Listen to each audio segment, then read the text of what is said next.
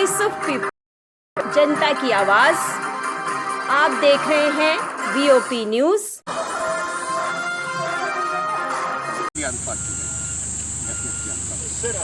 Sir आपके सामने इस समय दोहरी चुनौती है।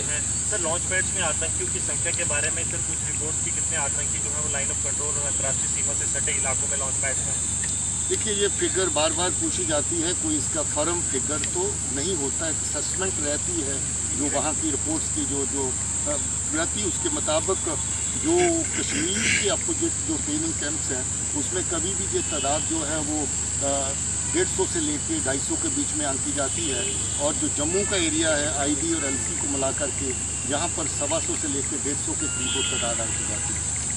सर आपके सामने दोहरी चुनौती है, कोरोना वायरस का सामना आप कर रहे हैं, क्योंकि एक अहम चुनौती आपके लिए है कि जवानों को बचाना, अधिकारियों को बचाना, क्योंकि हम देख रहे हैं कि नाकों पर तब से ही वो 3 महीने से हैं कि लोग लॉकडाउन का पालन करें। आतंकवाद का कैसे दोहरी चुनौती से सामना कर रहे हैं और कैसे निपट रहे हैं? देखिए, मैं अपने जवान को, अपने ऑफिसर को जो ज़मीन पे काम कर रहा है, मैं सल्यूट करता हूँ। उसका अज़म, उसका इरादा, उसकी डेडिकेशन, कमिटमेंट बहुत स्ट्रॉन्ग है। हम लोग जब भी चुनौतियाँ सामने आई हैं हमारे समाज के लिए, सिविल सोसाइटी के लिए, कम्युनिटी के लिए, हम हर तरह से डट के खड़े होते हैं। मुझे खुशी है कि पुलिस का जवान सिविल अथॉरिटीज़ के साथ, हेल्थ अथॉरिटीज़ के साथ डट के इस कोविड-19 की चुनौती का भी मुकाबला कर रहा है। बावजूद इसके कि काफ़ी बड़ी तादाद में हमारे पुलिस के कर्मी भी संक्रमित हुए हैं, वो भी पॉजिटिव आए हैं, मगर हमारा काम ऐसा है कि हम उससे पीछे नहीं हट सकते। और दूसरी खुशी की बात है कि पुलिस के जितने भी लोग अभी तक पॉजिटिव टेस्ट हुए भी, वो लगभग सारे के सारे रिकवर कर गए हैं और रिकवर करते जा रहे हैं। तो वो लोगों का हम खास ख्याल रखते हैं। हमारे अपने क्वारंटाइन सेंटर भी हमने बनाए ताकि उनको वहाँ पर अच्छी सुविधा, अच्छा इंतज़ाम दिया जाए। ट्रेनिंग सेंटर के अंदर हमने क्वारंटाइन सेंटर बनाए हैं। हमने हर तरह का उस सामान जो हमारे जवान को, ऑफिसर को ग्राउंड पे काम करने की ये ज़रूरत है, चाहे मास्क पहनने का हो, चाहे ऊपर से बॉडी कवर पहनने का हो, सब तरह की चीज़ें जो हमने उसका अरेंजमेंट टाइम रहते कर लिया था। हर ज़िले में, हर यूनिट के अंदर एडिक्वेट जो प्रिवेंटिव गियर है वो हमारे पास अवेलेबल है। मगर मैं शाबाशी देना चाहता हूँ अपनी फोर्स के जवानों को, अफसरों को, कि वो इस चुनौती के ऊपर, इस चैलेंज के ऊपर पूरा उतर रहे हैं। और उम्मीद करता हूँ कि इसी तरीके से डट के अपने एहतियात करते हुए, जो हेल्थ प्रोटोकॉल्स हैं उनको फॉलो करते हुए इस चुनौती का सामना भी करते रहेंगे। मगर साथ ही साथ जो लॉ एंड ऑर्डर की और सिक्योरिटी की सिचुएशन है उसमें भी किसी तरह की कोई कमी नहीं छोड़ेंगे, क्योंकि अभी भी जो दुश्मन है उसकी तरफ से अलग अलग तरह के हथकंडे तरीके अपनाए जा रहे हैं कि फोर्सेस को, पुलिस को नुकसान पहुंचाया जाए। और ये कोशिशें अभी तक नाकाम हुई है। इसमें पब्लिक ने बहुत हद तक कॉपरेट किया है। सिक्योरिटी फोर्सेस का तालमेल, खासतौर पे आर्मी के हमारे जो लोकल यूनिट्स हैं और हमारे जो सीआरपी के लोकल यूनिट्स हैं, इसके अलावा जो लॉ एंड ऑर्डर ग्रिड में हमारे जो बीएसएफ, आईटीबीपी, सीआईएसएफ, एसएसबी, सभी लोग हैं जिन्होंने मिल कर के इसमें कंट्रीब्यूट कर रहे हैं। और उनकी कंट्रीब्यूशन के लिए मैं उनको शुक्रिया कहना चाहता हूँ। बाकी आर्मी, सीआरपी तो हर दिन, हर रोज़, हर रात हमारे साथ जो हमारे काउंटर इंसर्जेंसी ऑपरेशन चल रहे हैं उसमें हमारे साथ हैं। और हम लोग एक पुख्ता टीम की तरह चल रहे हैं। और मुझे उम्मीद है कि ये टीम का जो वर्किंग है इसके चलते और अच्छे रिजल्ट मिलते रहेंगे और हम और जो चुनौतियाँ इस तरह की सामने आ रही हैं उनका सामना करेंगे। जम्मू के कंपैरिजन में कश्मीर की जो रेशियो पॉजिटिव थी वो ज़्यादा बढ़ रही है। आपको लगता है कि टेररिस्ट कहने के इसको वेपन बनाकर यूज़ कर रहे हैं? नहीं, इस तरह की चीज़ कुछ सामने नहीं आई। ऐसी रिपोर्ट ज़रूर थी कि टेररिस्ट खुद कोरोना से अफेक्टेड हैं।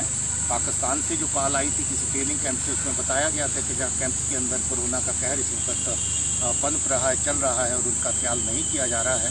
हम ये भी समझ के चल रहे थे कि कोरोना का ट्रांसमिशन टेररिस्ट के जरिए भी सिविल सोसाइटी के अंदर हो सकता है, क्योंकि जगह जगह पनाह लेते हैं, लोगों के साथ मिलते हैं। तो वो एक चीज़ है जिसके ऊपर हम नजर रखते हैं। कोई रीजन सामने आया? एक्टिव मिलिटेंट कितने जम्मू कश्मीर में? सर फिगर जो आपने बताया, एक्टिव मिलिटेंट जम्मू कश्मीर में कितने? सॉरी, जो एक्टिव मिलिटेंट है जम्मू कश्मीर में, मैंने पहले भी कहा ये फिगर एक डायनामिक फिगर रहती है, मगर पहले के मुकाबले में तादाद काफ़ी कम हुई है। अभी ले दे के ये तादाद 230 के आसपास आ रही है। तो अभी हम लोग इसके ऊपर नजर रखें। One last question, sir. One last question. In fact, 9 terrorists killed during last 24 hours, 22 killed in 1 week, of which 6 of them are top commanders. What is the message through these operations you are sending to Pakistan and also those people who are trying to lure youngsters to gun culture? See, I would like to say that violence does not pay anywhere. Violence begets violence, love begets love. So therefore, leaving the path of violence is the best option available. We need to look after our people who are going through tough times rather than focusing on sending militants this side. I think it will be better if the government's concerned, if the authorities concerned, pay attention to the people who are suffering because of the COVID, because of the livelihood issues and other problems.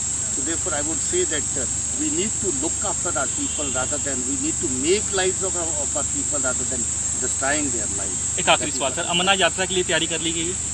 उसके बारे में अभी कहना मुश्किल है, उसके बारे में गवर्नमेंट अथॉरिटीज़ जो कॉम्पिटेंट हैं वो अपनी जगह पे कॉल लेंगी। मैं कहूँगा कि इस स्टेज में पहुँच चुकी है कि ये मिलिटेंसी फ्री हो जाएगी जल्द ही। आज की तारीख में रामबन में कोई मिलिटेंट नहीं है। डोडा के अंदर एक मिलिटेंट बचा है जो कश्मीर में इस वक्त एक्टिव है, मसूद नाम है उसका। किश्तवाड़ के अंदर 3 मिलिटेंट इस वक्त एक्टिव हैं जो आगे भाग रहे हैं, कभी एक एरिया कभी दूसरे एरिया में। उसमें रियाज टाकरी है, जहांगीर सुरूरी है और मदस्सर है। उन 3 को छोड़ करके और कोई मिलिटेंट उस एरिया में नहीं बचा है और हम उम्मीद करते हैं कि ये बचा कुचा जो लोग हैं इस खित्ते में उनका जल्दी सफाया हो जाएगा। सर, दोहरी चुनौती का सामना आप जो है अंतर्राष्ट्रीय सीमा पर लग रहा है कि पाकिस्तान इन्फिल्ट्रेशन का प्रयास कर सकता है। सर, इस तरह के कुछ इनपुट्स हैं क्योंकि गृह विभाग की तरफ से जो एक एडवाइजरी जारी की गई थी इंटरनेट शटडाउन को लेकर, उसमें ये कहा गया था कि अब जो है ऑनसेट समर ऑनसेट को लेकर और जब बर्फ़ निकल रही है तो लगातार इन्फिल्ट्रेशन बिट्स जो है वो बढ़ेगी। तो सर इंटरनेशनल बॉर्डर को लेकर कोई स्पेसिफिक इनपुट, क्योंकि हीरानगर एक पुराना रूट रहा है। इन्फिल्ट्रेशन बिड्स का मैंने पहले जिक्र किया है कि पाकिस्तान की एजेंसीज कोई कोशिश अपनी जाया नहीं कर रही हैं। वो हर तरह की कोशिश कर रही हैं कि इन्फिल्ट्रेशन करवाई जाए, मगर हमारी जो बॉर्डर की सिक्योरिटी हेड है वो काफ़ी हद तक उनकी इस तरह की नापाक हरकतों को नाकाम करने में कामयाब हुई है। मगर इसके बावजूद भी कुछ एक ग्रुप्स की इन्फिल्ट्रेशन की रिपोर्ट्स हमारे पास हैं और कुछ एक लोग इन्फिल्ट्रेट कर भी चुके हैं जिनकी डिटेल्स हमारे पास अवेलेबल हैं, मगर वो हम शेयर नहीं कर सकते। वो जो इन्फिल्ट्रेट कर चुके लोग हैं उनके खिलाफ कार्रवाई चल रही है। कुछ एक इंसिडेंट जैसा मैंने जिक्र किया, नगरोटा जम्मू के बंद टोल प्लाजा पे जो इनकाउंटर हुआ था उसी दिन ग्रुप क्रॉस करके आया था। उसी एरिया से ग्रुप पहले क्रॉस कर चुका था कुछ दिन पहले, उसकी भी हमारे पास इतला है और उसकी बाकायदा वेरिफिकेशन कंफर्मेशन भी हो चुकी है। रजौरी के सेक्टर से जिस जगह से 28 तारीख को 3 का ग्रुप मारा गया, उसके बाद दूसरे एक इनकाउंटर में एक और आतंकी मारा गया जो इन्फिल्ट्रेट करके आया था, वहाँ से भी कोई 1-2 ग्रुप्स के इन्फिल्ट्रेट करने की खबर हमारे पास है जिसको हम लोग वेरीफाई करके कंफर्म करने की कोशिश कर रहे हैं। लगभग वो तय है कि वहाँ से भी इन्फिल्ट्रेशन हुई है। केरन के सेक्टर में, कुपवारा के सेक्टर में जैसा मैंने जिक्र किया, केरन, मच्छर, गुरेज, ये सेक्टर बहुत पिछले साल भी इन्होंने एक्टिव रखे थे, इस साल भी उनकी कोशिश है। हम लोग और कोशिश अपनी कर रहे हैं उस एरिया में हमारी टीम जो है मजबूत रहे। After August 5, following abrogation, Pakistan Army is involved in a big way apart from the ISI. After all, the launching pads are being manned by the Army. The number of launching pads available right across the LC and the IB, all those information are available with our agencies and with us. So certainly they are involved in a big way. Sir, कोई figure अगर आप share कर सकें कि sir कितने militant अभी active हैं जम्मू कश्मीर में, कितने मिलिटेंट मारे गए हैं और कितने मिलिटेंट गिरफ्तार हुए, OGW गिरफ्तार हुए हैं? जी, इस साल के अंदर अभी तक 88 टेररिस्ट जो है वो न्यूट्रलाइज हुए हैं। कोई 35-36 के करीब ऑपरेशन अभी तक हो चुके हैं जिसमें 88 टेररिस्ट न्यूट्रलाइज हुए हैं। कोई 40 के करीब ऐसे टेररिस्ट एसोसिएट हैं जो या तो खुला इनके साथ चलते थे या इनका सपोर्ट सिस्टम थे, उनको गिरफ्तार किया गया है। कोई 240 के करीब ऐसे OGW हैं जो इनके पूरी की पूरी सपोर्ट में, लैंड ऑर्डर को इंस्टिगेट करने में, ऑपरेशन के दौरान इनका साथ देने में, इनकी हाइडआउट तैयार करने में मदद करते हैं। 240 के करीब ऐसे जो लोग हैं उनको भी कानून के दायरे में लाया गया है और उसमें कुछ लोग PSA में भी बुक किए गए। सर, ये जो TRF हुआ है उससे पहले अगर बात करें, जैसे आपने कहा कि अलबदर को भी रिवाइव कर रहा है पाकिस्तान की कोशिश हो रही है, वजह क्या है? फिर से वजह सिंपल है कि इसको लोकल नेम देने की कोशिश की जा रही है, जबकि मिलिटेंसी पूरी की पूरी न सिर्फ फाइनेंसिंग वहाँ से होती है, स्पॉन्सर वहाँ से होती है, बल्कि इसको लोकल तर्ज देने के लिए कि ये लोकल लड़कों का एक ग्रुप है। जबकि देखा ये गया है कि जहाँ जहाँ भी TRF के आतंकी मारे गए हैं उसके बीच में लश्कर का मिलिटेंट भी मिलता है, उसके बीच में जैश ए मोहम्मद का मिलिटेंट भी मिलता है, उसके बीच में हिजबुल मुजाहिदीन का मिलिटेंट भी मिलता है। तो ये सिर्फ एक लोकल कवर देने की कोशिश है कि जो मिलिटेंसी जहाँ पर है वो इंडिजिनस है, जबकि फैक्ट्स इसके उल्टे। फिर एक चीज़ और देखा गया है कि पिछले दिनों NIA की कार्रवाई हुई, जो टेरर फंडिंग होती थी उसको रोका गया। जम्मू कश्मीर पुलिस और अदर सिक्योरिटी एजेंसीज ने भी काम किया, काफ़ी टेररिस्ट मारे भी गए। जो टेररिस्ट नए बन रहे हैं उनके पास क्या वेपन की कमी है या फिर उनके पास एडुकेट वेपन है, तो वो आते कहाँ से है और फाइनेंस जो है वो कैसे मैनेज करते हैं? देखिए, इनका वेपन का जो सिलसिला है इसमें काफ़ी कमी महसूस की गई, इसलिए जो ज़्यादातर नए लड़के हैं उनके पास पिस्टल और ग्रेनेड भी होते हैं। मगर इसके साथ साथ ऐसा भी है कि जहाँ नए ज्वाइन किए तंकी को भी AK-47 राइफल दी गई। असल में काफ़ी बड़ा वेपन का जखीरा इन्होंने केरन के सेक्टर से ला करके वहाँ पर कुपवारा में जमा किया था, जिसको TRF को देना चाहते थे, अलग अलग तंजीमों को बांटना चाहते थे। वहाँ पर हंदवारा, कुपवारा और सोपुर की पुलिस ने मिलकर के ऑपरेशन किया, जिसमें 22 के करीब वेपन जो थे वो टाइमली पकड़ लिए गए थे। इसके चलते वेपन की जो अभी इनको और कमी जो है वो लग रही है। इनकी अभी भी कोशिश है कि वेपन को अलग अलग तरीके से सरहद के पार उधर से इधर पहुँचाया जाए, जिसमें कोई इनके जो ऑपरेटिव्स हैं, बॉर्डर ऑपरेटिव्स होते हैं, उनके जरिए से कोशिश हो सकती है। इन्होंने एक दो बार इसकी जो आपका जो UAVs की कोशिश। आपने मुझे सुना और बड़े ध्यान से सुना। इन्हीं शब्दों के साथ आपका बहुत बहुत धन्यवाद।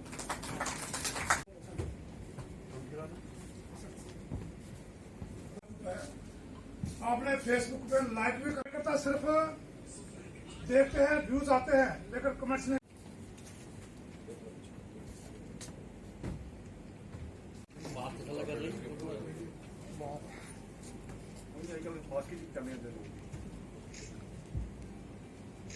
कश्मीर के लिए दूसरी जगह के लिए जो किया है उसका विस्तार से विवरण है इसमें।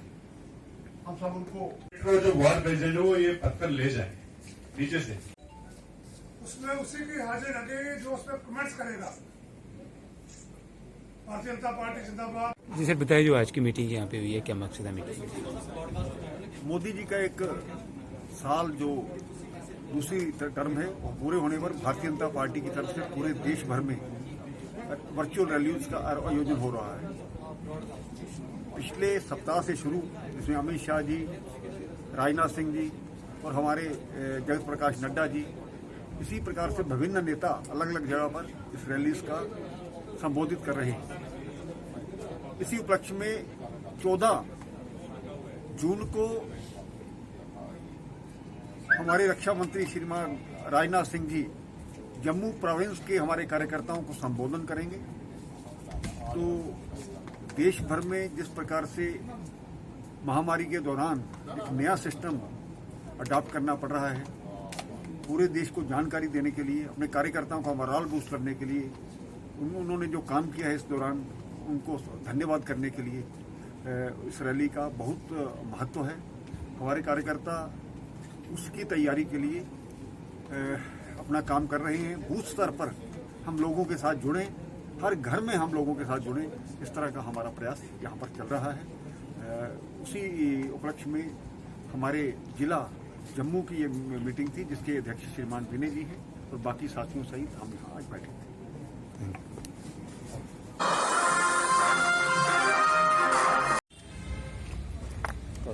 मैं Anil Sharma, president all Jammu and Kashmir panchayat conference.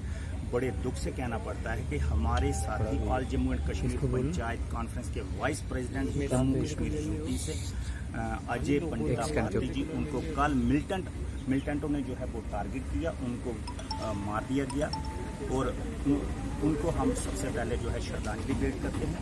और गवर्नमेंट ऑफ इंडिया से खसूसन तौर पर आदरणीय प्रधानमंत्री जी से, हमारे होम मिनिस्टर साहब से ये गुजारिश करते हैं कि जिन लोगों ने ये वाक़या किया है उन लोगों को जल्दी से जल्दी मौत के घाट उतारा जाए।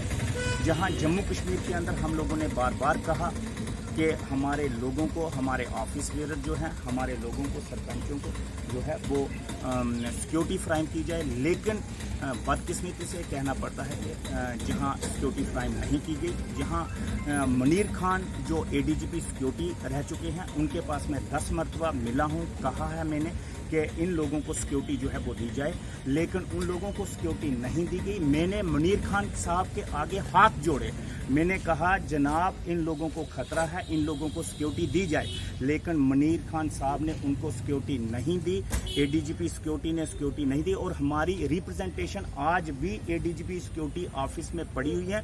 हमने उनको पहले ही चेतावनी दी थी कि कल को ऐसी वारदात कश्मीर के अंदर ना हो जाए। हमारे ऑल जम्मू कश्मीर पंचायत कॉन्फ्रेंस के काफ़ी अहदेदारों को जो है मिलिटेंट ऑर्गेनाइजेशनों ने जो है मिलिटेंटों ने टारगेट किया है। इससे पहले भी हबीबुल्लाह मीर साहब गोरीपुरा से सरपंच साउथ कश्मीर से, उनको भी टारगेट किया गया। इससे पहले मलिक साहब को टारगेट किया गया और अब जे अजय पंडिता भारती जी को टारगेट किया गया और जे मनियाटी कम्युनिटी से ताल्लुक़ रखते थे और कश्मीरी पंडितों को दोबारा कश्मीर से बाहर करने की एक साजिश जो है पाकिस्तान की चल रही है। और जमहूरियत का जो मर्डर है, जो डेमोक्रेसी का मर्डर है, ये डेमोक्रेसी का मर्डर हम लोग बर्दाश्त नहीं करेंगे। जहां जम्मू कश्मीर के अंदर ग्रास रूट लेवल डेमोक्रेसी को मजबूत करने के लिए ऑल जम्मू कश्मीर पंचायत कॉन्फ्रेंस हम लोग जो है वो तट पर खड़े हैं। हम पिछले 10 साल से इस डेमोक्रेसी को मजबूत करने की बात कर रहे हैं, कोशिश कर रहे हैं और हमारे 18 से ज़्यादा लोग आज तक टारगेट हो चुके हैं।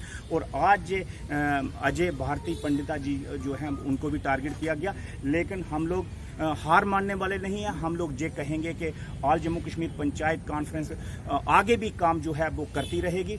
और हम गवर्नमेंट ऑफ इंडिया से खसूसन तौर पे प्रधानमंत्री जी से, आदरणीय हमारे अमित शाह जी जो होम मिनिस्टर हैं, उनसे हम अपील करना चाहते हैं, गुजारिश करना चाहते हैं कि जो आपके पुलिस ऑफिसर जहां जम्मू एंड कश्मीर के अंदर हैं उनको जरा डायरेक्शंस दीजिए कि जो ऑल जम्मू कश्मीर पंचायत कॉन्फ्रेंस में हम लोगों ने रिप्रेजेंटेशन एडीजीपी सिक्योरिटी के पास दी गई है, आज भी रिप्रेजेंटेशन हमारी जो है एडीजीपी सिक्योरिटी के पास पड़ी है, लेकिन सिक्योरिटी हम लोगों को जो है वो नहीं दी गई। इस चीज़ का जो है नज़रसानी हमारे होम मिनिस्टर साहब अमित शाह जी को लेनी चाहिए और तमाम जहां डीजीपी जो दिलबाग सिंह हैं उनको डायरेक्शन देनी चाहिए कि जम्मू कश्मीर के अंदर ऑल जम्मू कश्मीर पंचायत कॉन्फ्रेंस की जो हमारी रिप्रेजेंटेशन एडीजीपी सिक्योरिटी के पास पड़ी हुई है, मैं बतौर president all Jammu Kashmir panchayat conference के मैंने खुद रिप्रेजेंटेशन जो है वहाँ पे छोड़ी है। हम लोगों को सिक्योरिटी जो है वो देनी चाहिए।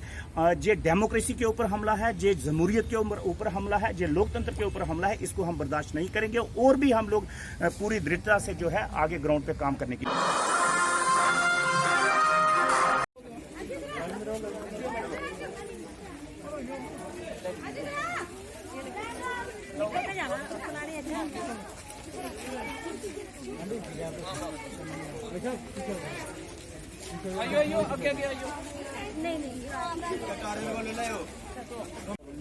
भैया पीछे आइए यार। भाई साहब, ओ भाई साहब, भाई आइयो ओ वीर जी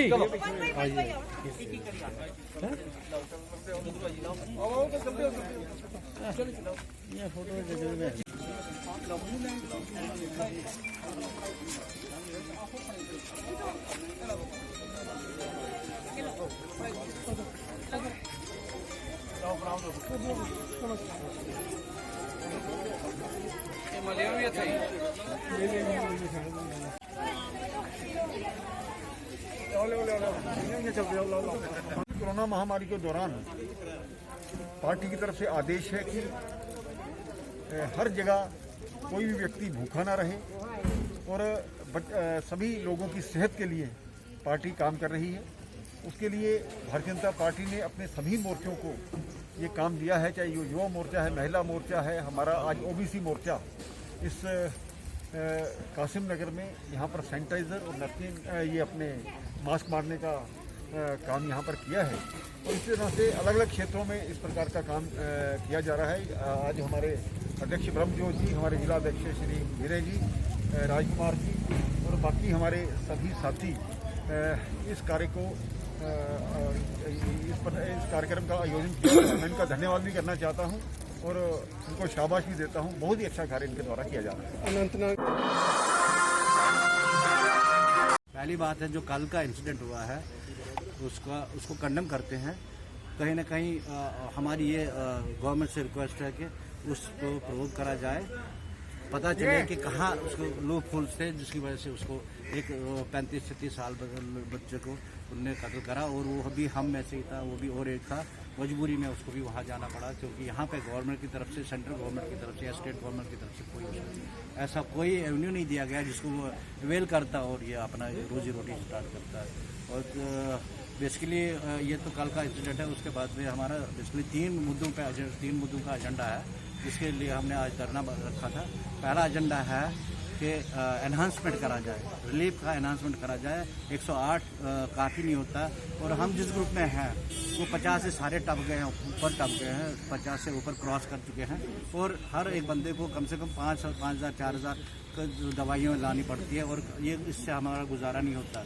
दूसरा ये है कि हमने गवर्नमेंट से अपील करी थी कि क्योंकि हम सारे 50 से ऊपर हैं, तो दवाइयाँ तो किसी तरीके से चाहिए होती है, कोई ना कोई मसला लेके दवाइयाँ चाहिए होती है। तो हमने गवर्नमेंट से अपील करी थी कि आयुष्मान भारत का जो कार्ड है हमारे लिए बना जाए, उसमें हमें इंक्लूड करा जाए, ताकि हम भी अपनी जो मेडिकल फैसिलिटीज़ अवेल करें और हम भी अपने आप में थोड़ा सा वो आत्मनिर्भर होते। तीसरा जो हमारा मुद्दा है, 31 साल पहले एक पैकेज आया था, उसमें 5 लाख का गवर्नमेंट ने, सेंट्रल गवर्नमेंट ने रखा था। 5 लाख हम सॉफ्ट लोन देंगे, लेकिन जो श्रीनगर जाके मिल जाएगा। लेकिन पिछले 30-31 साल से उसको कहीं यूटिलाइज नहीं करा। पैसे हैं, लेकिन हम लोग जूं के तूं हैं, जिससे 90 में आए थे वैसे ही आज की डेट में भी स्ट्रगल कर रहे हैं। अनसर्टेनिटी हमारे सरों में घूम रही है, और हम चाहते हैं कि हमने वैसे गवर्नमेंट से भी ये उठाया था, मिनिस्टर सिमरनजीत सिंह मान साहब से भी बात हुई थी, तो उन्होंने कहा था कोई बात नहीं, मैं कोशिश करूंगा, मैक्सिमम कोशिश करूंगा। ये जो 5 लाख का सॉफ्ट लोन है आप लोग को यहाँ दिया जाए, क्योंकि 31 साल तक ये यूटिलाइज नहीं हुआ, और अगर यहाँ होता है तो आपने सेल्फ सफिशिएंट हो जाओगे, तो मैं मैक्सिमम कोशिश करूंगा। और बहुत सारी ऐसी स्कीमें हैं जो सेंट्रल गवर्नमेंट से मिलती है, हमें उसका कोई वो उसमें कहीं हम इंक्लूड नहीं। नाम क्या आपका? रमेश पंडिता सर। आप अपना सुरक्षा दो, सुरक्षा दो, कश्मीर में हिंदुओं को सुरक्षा दो, सुरक्षा दो, सुरक्षा दो, कश्मीर में हिंदुओं को सुरक्षा दो, सुरक्षा दो, सुरक्षा दो। शॉट नहीं बनाए यार, तो उसे पता नहीं केड़ा काम करिए सीधा से शॉट बना। गवर्नमेंट हाय हाय, यूटी गवर्नमेंट हाय हाय, यूटी गवर्नमेंट हाय हाय, केंद्र सरकार हाय हाय, केंद्र सरकार हाय हाय, केंद्र सरकार हाय हाय, यूटी गवर्नमेंट हाय हाय, यूटी गवर्नमेंट हाय हाय, केंद्र सरकार हाय हाय, केंद्र सरकार हाय हाय, केंद्र सरकार हाय हाय, केंद्र सरकार हाय हाय, यूटी गवर्नमेंट हाय हाय, यूटी गवर्नमेंट हाय हाय, यूटी गवर्नमेंट हाय हाय, यूटी गवर्नमेंट हाय हाय, यूटी गवर्नमेंट हाय हाय, यूटी गवर्नमेंट हाय हाय, यूटी गवर्नमेंट हाय हाय, केंद्र सरकार हाय हाय, केंद्र सरकार हाय हाय, केंद्र सरकार हाय हाय, केंद्र सरकार हाय हाय, यूटी सरकार हाय हाय, यूटी गवर्नमेंट हाय हाय, यूटी गवर्नमेंट हाय हाय, यूटी गवर्नमेंट हाय हाय। मेरा नाम राकेश बजरंगी है, मैं राष्ट्रीय बजरंग दल का प्रदेश का अध्यक्ष हूँ। हमारा आज का विरोध प्रदर्शन जो है वो केंद्र सरकार और यूटी गवर्नमेंट के खिलाफ है। बोले सर, आज से 30 वर्ष पहले जिस प्रकार से हिंदुओं को वहाँ प्रताड़ित कर कईयों की हत्या करके कई बहू बेटियों के साथ बलात्कार किए गए और उनको इस प्रकार से वहाँ पे प्रताड़ित कर वहाँ से निकाला गया, भगाया गया। लेकिन 30 वर्ष के बाद हिंदुओं ने फिर वहाँ पर आशियाना बसाना शुरू किया। लेकिन जिस प्रकार से कल एक कश्मीरी पंडित जो वहाँ पे अनंतनाग के एक गांव में सरपंच थे, उनकी निर्मम हत्या आतंकवादियों द्वारा की गई है। यह वहाँ के लोकल व्यक्ति किसी से मिलीजुली साजिश के तहत उसकी हत्या की गई है। हम केंद्र सरकार से ये डिमांड कर रहे हैं कि बड़े बड़े दावे किए थे आपने सुरक्षा के लिए, लेकिन कहाँ है उनकी सुरक्षा? एक सरपंच की सुरक्षा कहाँ है? जब आपने सरपंच के इलेक्शन करवाए आपने कहा था कि सरपंचों की सुरक्षा जो है वो पूरी तरह से सुरक्षा मुहैया कराई जाएगी। कहाँ है उनकी सुरक्षा? कहाँ थी उनकी सुरक्षा? अब ये हम डिमांड कर रहे हैं कि आज के बाद किसी भी हिंदू को वहां पर हाथ लगा तो इसके गंभीर परिणाम जो है वो यूटी गवर्नमेंट और केंद्र सरकार को यहाँ पर भुगतने पड़ेंगे।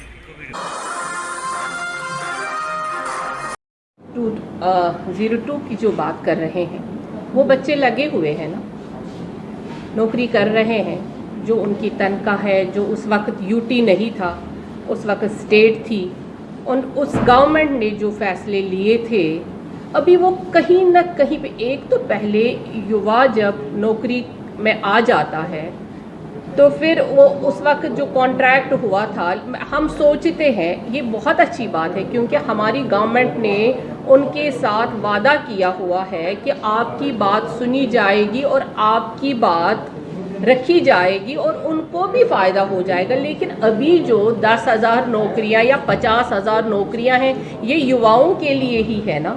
अभी आप कहेंगे एक ही टाइम पे 50,000 की एडवर्टीजमेंट निकालो, ये तो अब हर एक के लिए है, जो भी हमारे यूथ पढ़े लिखे हैं उनके लिए है। मैम, ये आपके रविंद्र राणा जी कहते हैं मेरे ही एक्सक्लूसिव इंटरव्यू में कि 50,000 नौकरियां आ रही, एडवर्टाइजमेंट होती है। आप तो सिर्फ 50,000 की बात कर रहे हैं, हम तो सोचते हैं अल्लाह करे कि यहाँ पे 2 लाख नौकरियां आ जाएं। आप तो 50,000 की रट लगा रहे हैं, हम तो कह रहे हैं 50,000 की। भाजपा की तरफ से वादे जो हम वादे करते हैं वो हम पूरे करते हैं, जो हमारा एजेंडा होता है वो हम पूरा करते हैं। ये हमें कांग्रेस गवर्नमेंट में देखिए मेरे भाई, हमारी गवर्नमेंट ने जो एजेंडा भी तय किया है वो हमने पूरा करके दिखाया है।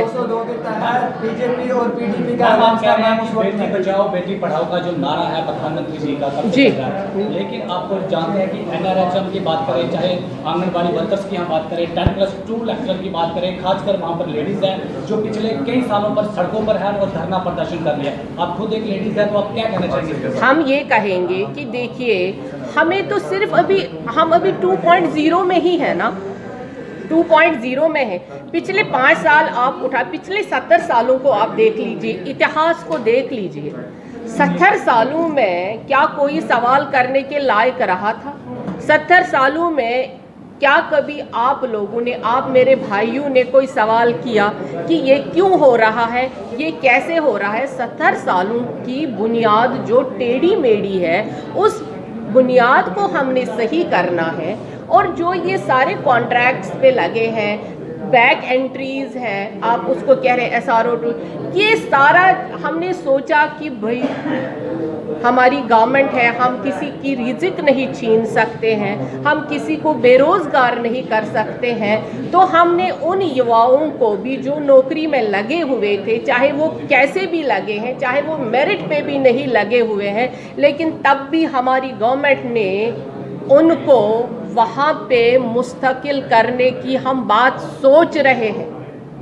अदरवाइज कोई और गवर्नमेंट होती, वो कहती कि ना इनका इंटरव्यू हुआ है, जो कैजुअल्स हैं, नीड बेसिस है वगैरह है, उनका कोई इंटरव्यू वगैरह नहीं हुआ है।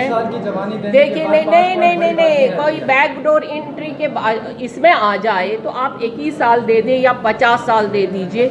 जो अब मेरा कोई युवा जो पढ़ा लिखा है, PhD है, डिग्री होल्डर है, सब कुछ है, तो उसके साथ नाइंसाफ़ी नहीं होनी चाहिए। तभी हमारी गवर्नमेंट चाहती है साफ सुथरा रिक्रूटमेंट हो जाए।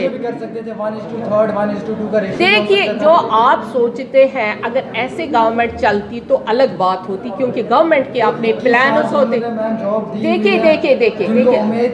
देखिए उम्मीद हमारी, हम नहीं देखिए बात कर रहे हैं कि जिस तरह से किसी जगह एक लैंड होती है, बाद में सरकार कहती है कि सरकार की लैंड थी, फॉरेस्ट लैंड थी, लेकिन जब यहाँ पर बिल्डिंग खड़ी की जाती है तब डिपार्टमेंट कहाँ पर होता है? तो जब उसको तोड़ा जाता है, आपको पता है कि इंसान की पूरी खून पसीने की जो मेहनत होती है घर बनाने में, वो सारी जिंदगी लग जाती है, उसके बाद उसको तोड़ा जाता है। वैसा ही ये सवाल है इनका कि आप कह रहे हैं कि 5 नंबर देंगे या उनको जो रिलैक्सेशन 5 नंबर की देंगे, उन्होंने अपनी पूरी जिंदगी इस नौकरी देखिए हमारी देखिए माय डियर ब्रदर्स, मैं आपको, आपका सवाल सही है, क्योंकि हम ही जनता है, हम ही यहाँ के बाशिंदे हैं। हमें ही देखना है कि हमारे लोगों के साथ कैसा इंसाफ हो जाएगा, और हमारी पार्टी इंसाफ के पिलर्स पे बनी हुई है। ये आप वाज़िह तौर पे देखिए कि भाजपा के जो 4 पिलर है वो जस्टिस पे खड़े हैं, कोई पिलर इधर उधर नहीं है। हम हर एक के साथ, चाहे किसी भी कम्युनिटी का हो, चाहे किसी भी जाति का हो, चाहे कोई भी हो, उसके साथ नाइंसाफ़ी नहीं होगी। खासकर हमारे युवाओं के साथ हमारे प्रधानमंत्री जी हमें कहते हैं कि मेरा देश युवाओं का देश है, और ख़ासकर जो जम्मू कश्मीर की बात आती है वो कहते हैं ये हमारे मुल्क का ताज है। तो आप देखिए, ताज को कोई ख़राब नहीं करता, और हमारे युवाओं का देश कभी ख़राब नहीं होगा। आप अपने प्रधानमंत्री जी के बातों पे यकीन रखिए आपके मन में कोई शुबा खड़ा नहीं होगा। आयुष्मान कार्ड बनाए जी, लेकिन अभी कोविड-19 को लेके अभी भी कुछ ऐसे गरीब है जिनके घर के चूल्हे नहीं चल रहे हैं। उसके बाद बीजेपी के टाइम पे ही रह के जितने भी महंगाई को बढ़ा दी गई।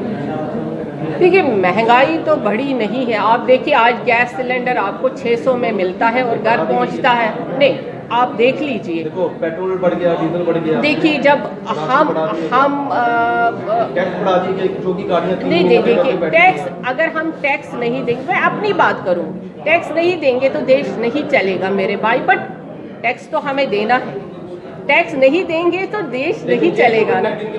हाँ, कोविड-19 वो तो हमारे प्रधानमंत्री जी ने, फिनांस मिनिस्टर ने तो वाजिया कर दिया कि ये चीज़ें जुलाई के बाद, जून के बाद होगा। ये तो आप सबों के पास है क्योंकि अब मीडिया से ही हर एक बात तो सामने आ जाती है। फिनांस मिनिस्टर ने और हमारे मोदी जी ने, हमारे होम मिनिस्टर ने ये सारा वाजिया कर दिया। ये तो कहने की बात ही नहीं है।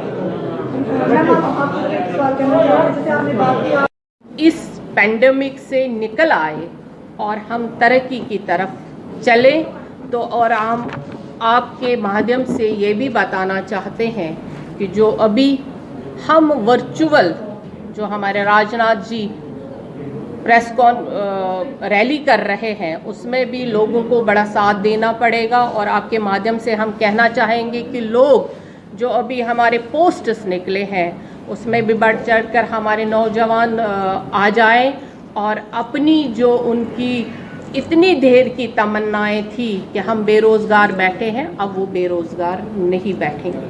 शुक्रिया। नमस्कार भाइयों, मैं ये मास्क रखूं या थोड़ा सा नीचे कर दो? मुझे दो है ना,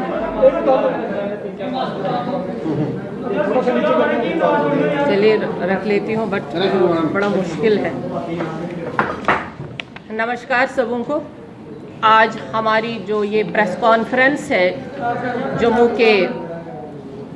जम्मू में, और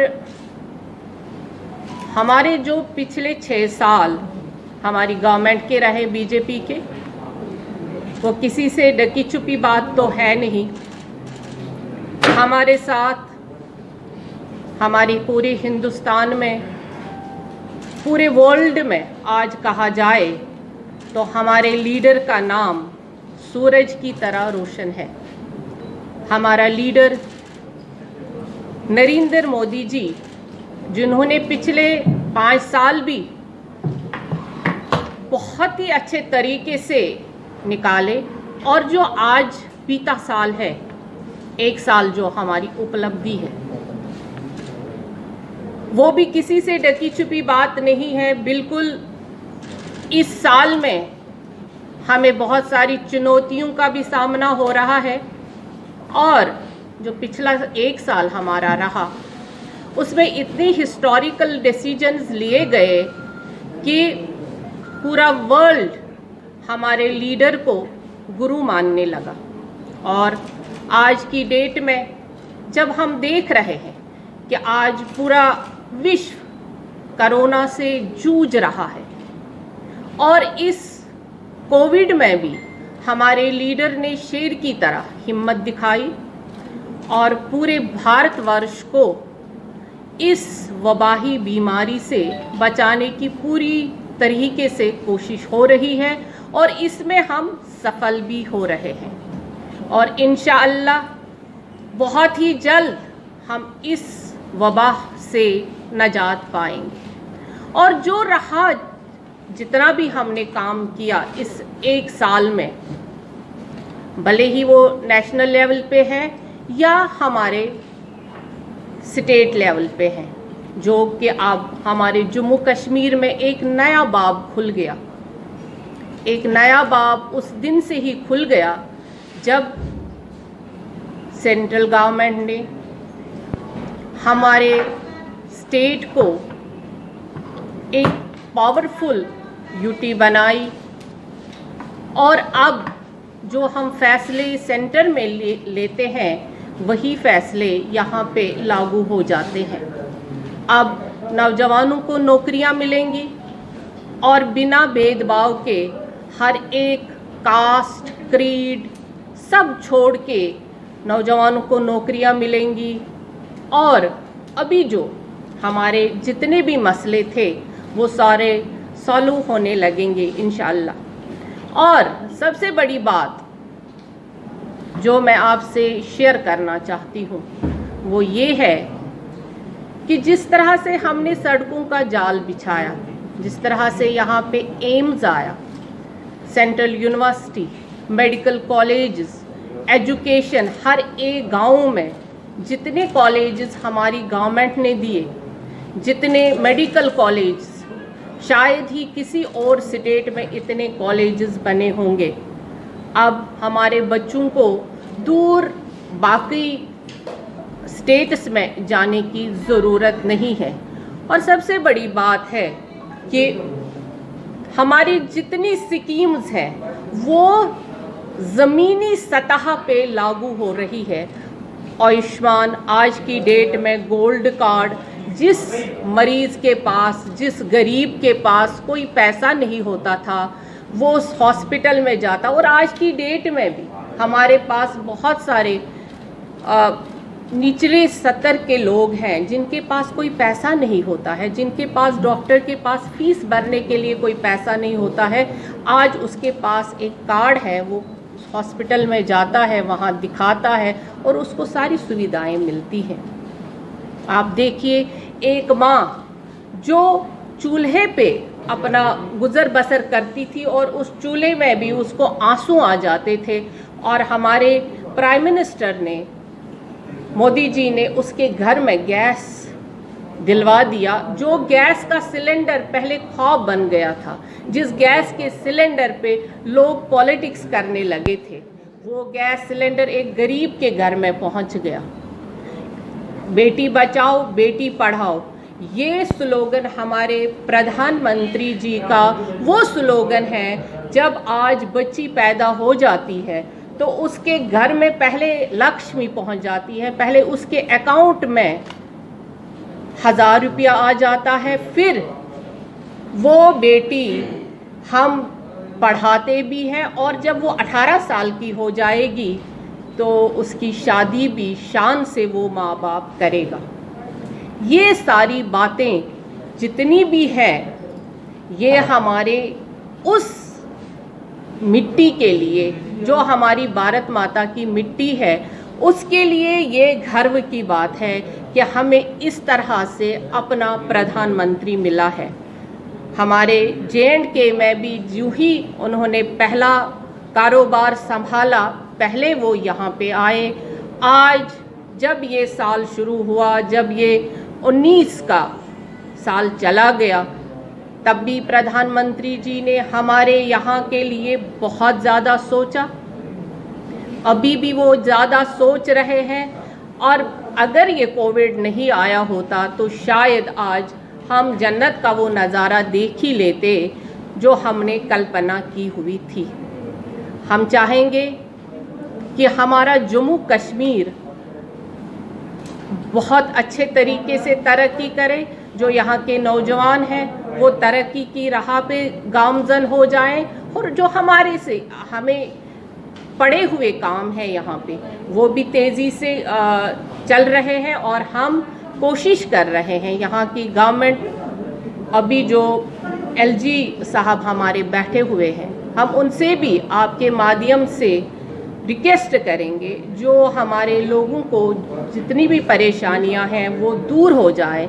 मगर हमारा सबसे ज़्यादा मकसद है कि हमारा जम्मू कश्मीर तरक्की के राह पे गामजन हो जाए।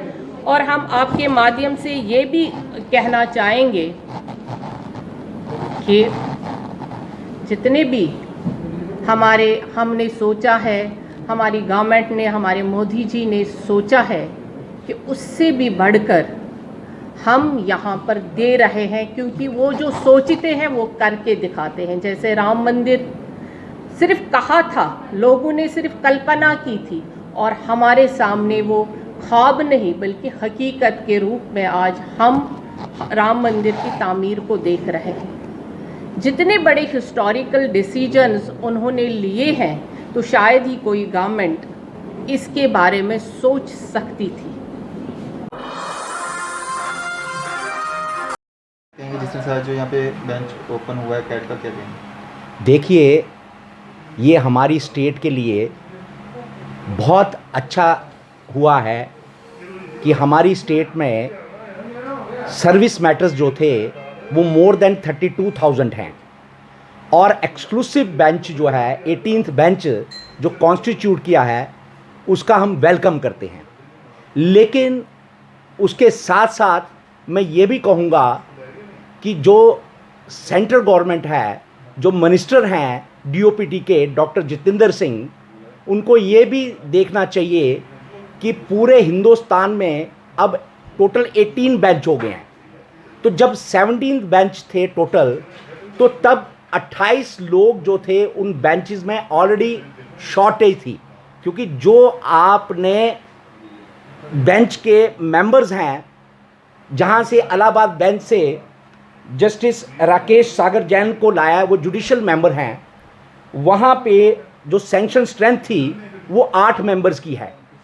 तो आउट ऑफ 8 मेंबर्स वहाँ पे सिर्फ 3 मेंबर्स थे और वहाँ से राकेश सागर जैन जी को जम्मू बेंच में लाया गया।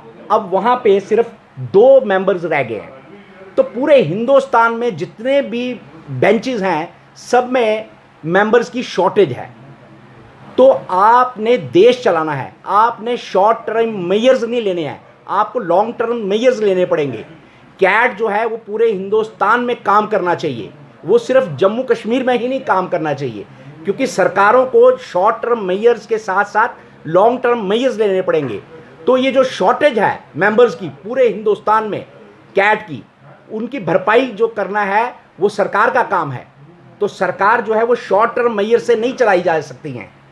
तो मैं डीओपीटी के जो मंत्री हैं डॉक्टर जितेंद्र सिंह, उनसे मैं बार बार ये रिक्वेस्ट करूंगा कि वो पूरे हिंदुस्तान के जितने भी कैट के बेंचेस हैं, जो उनकी सैंक्शन स्ट्रेंथ है वो 66 है, लेकिन सिर्फ 39 मेंबर्स जो हैं वो काम कर रहे हैं और शॉर्टेज जो है 14 जुडिशियल मेंबर्स की है और 14 ही एडमिनिस्ट्रेटिव मेंबर्स की है। तो इनकी भरपाई करना जो है ये मंत्री महोदय का ही काम है। तो मंत्री महोदय को जल्दी से जल्दी ये जो शॉर्टेज है ये पूरी करनी चाहिए और अनएम्प्लॉयड जो यूथ है उनको इन्वॉल्व करना चाहिए इन चीज़ों में। आज ऑफिस यहाँ खुला है, मैं समझता हूँ बहुत बहुत मुबारक वाली बात है। आफ्टर ऑल ये दफ्तर यहीं खुलना चाहिए था लोगों की एस्पायरेशंस को देखते हुए। पहले ये ऑर्डर चंडीगढ़ में हुआ था कि चंडीगढ़ में खुलेगा, लेकिन लोगों की हू एंड क्राई को देखते हुए शायद एक गवर्नमेंट को सेंस प्रिवेल की है कि ऑलरेडी यहाँ न्यूमरस प्रॉब्लम्स हैं जब से हम यूटी में आए हैं, और इसको कैट को भी अगर ये चंडीगढ़ भेजते तो मुश्किलें लोगों की, वकीलों की, क्लाइंट्स की बढ़ जाती। लेकिन उस सब चीज़ों को मद्देनजर रखते हुए जम्मू में अकाउंटेबिलिटी कमीशन जहाँ हुआ करती थी वहीं इस दफ्तर को आज इनॉग्रेट किया है, और मैं समझता हूँ ये काफ़ी रिलीफ देगा हमारे वकील भाइयों को भी और सर्विस क्लास लोगों को भी जो अननेसेसरली परेशान होते थे या परेशान होते हैं। तो ये एक रिलीफ है और ये एक पॉजिटिव स्टेप है, मैं वेलकम करता हूँ।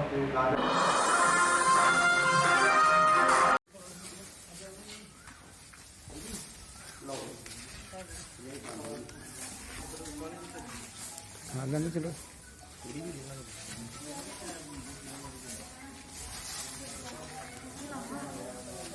ले लो।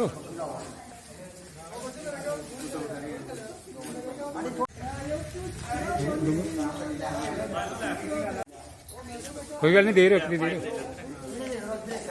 एक दी दे रहे हो। नमस्कार, मैं हूँ शिवानी देवी, वार्ड नंबर 2 की बेंच नरवाल वाला से।